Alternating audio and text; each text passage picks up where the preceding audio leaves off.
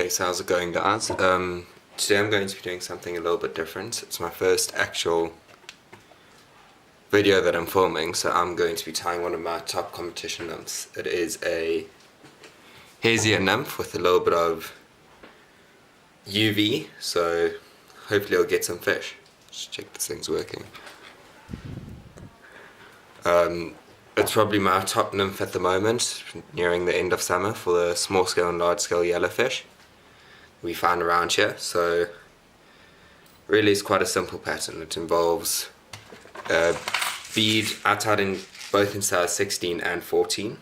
With the size 14 I use a 3.5mm slotted bead, and with the size 16 I use a 3mm slotted bead.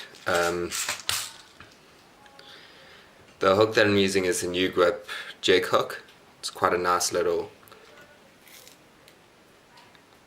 hook, gets the job done. The one I'm tying now is in a size 14, so it's a 3.5mm bead. What you'll need is a hook, so the jig hook, the slotted bead, thread. I use a Danville 70 denier in a brownish colour, four fibres of cocktail yarn for the tail, some UV flash, tan coloured hare's ear from the hare's mask, and copper wire, and that's it. It really is quite a simple pattern. So, sorry, I stand corrected, I'm not using the Danville's 70 denier, I'm actually using a Vivus 120 C12 thread.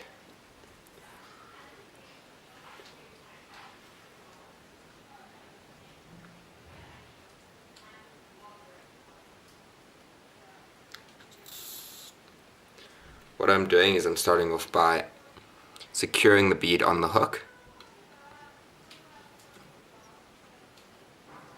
and then I wrap the thread point back so that it's perfectly in line with the top of the point of the hook.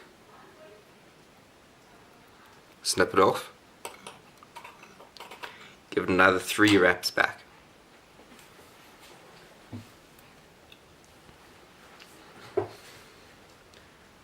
Now for the cocktail yarn. What I'm using is the very tip section of the cocktail yarn. So I found this has a more orangey colour than your standard cocktail yarn.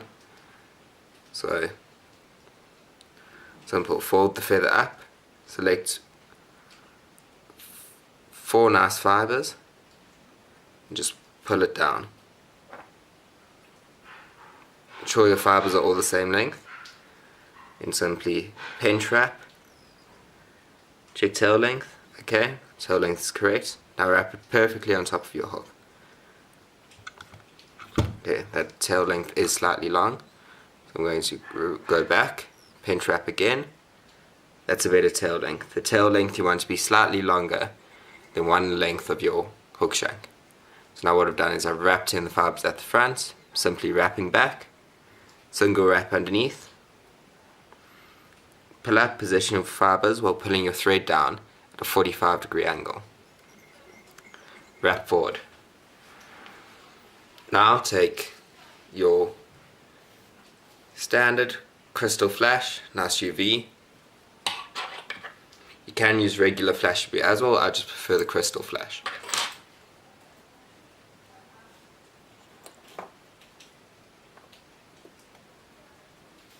As well as the crystal flash, use copper wire in size small.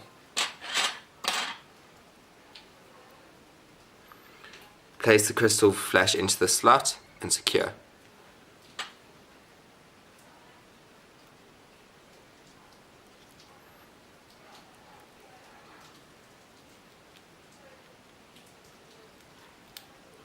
Take a small length of copper wire. Place the wire into the slot, wrap down and secure. Now just simply use tight wraps and wrap it back to just where the cocktail yarn starts and stop. Now the next process involves a tan hare's mask. So over here I've not really tan, let me rephrase that. It's more of a ginger hare's mask. And the fibers we are going to be using are the fibers in between the ears here for the body, and the coarser fibers lower down for the thorax. I like using the coarser fibers for the thorax because it gives it movement, which I believe imitates legs on the nymph. Take a small amount of dabbing from in between the ears and simply wrap it down. Dab it onto your thread, and then you'll wrap it down onto your hook. Push it up, then simply wrap it forward. You're trying to get quite a skinny body, so once you've done your first wrap, don't give it any taper, and then take finer fibers from even higher up and use this for your tapering on the nymph.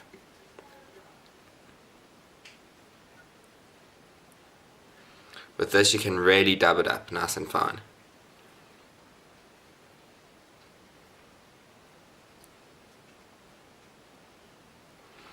Nice thing about hare's ear is, personally, I know guys do use dubbing wax with it, but I don't see any need for it. On a standard wax thread, it really does hold itself.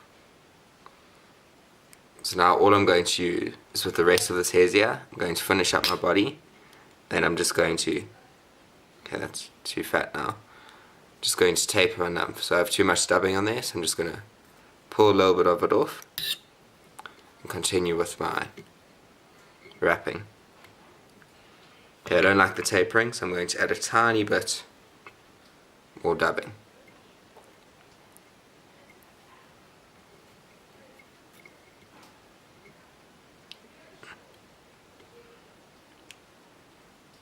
Tapering's getting there. Tiny bit more dubbing, one more time.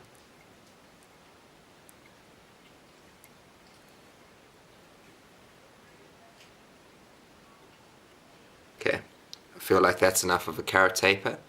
It doesn't look very tapered now, but you'll see, so I'm starting off with wrapping the crystal flash through. So wrapping it nice and evenly, trying to get 4 wraps in. Okay, there we are.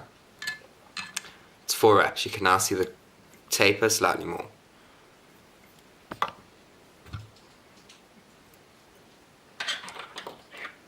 And I'll simply trim off the top of the crystal flash. Now, crystal flash will slide down the fly if you do not use the wire correctly. So with the wire, you wrap it in the counter direction to the way that you wrap the crystal flash. You wrap it across at a 45-degree angle. Try to get 3 to 4 wraps in of wire onto this fly.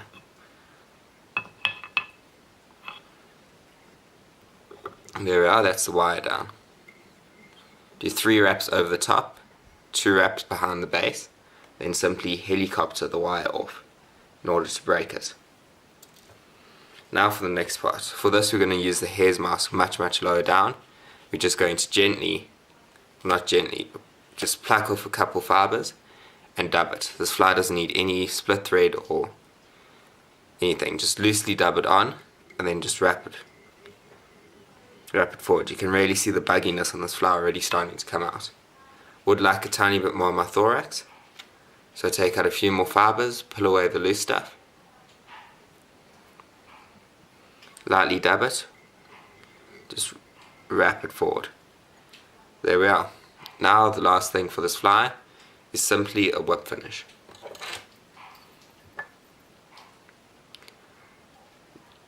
Hold your whip finish securely, create a triangle, put it over your bead, 1, 2, 3, 4, release, pull tight, pull back, pull down,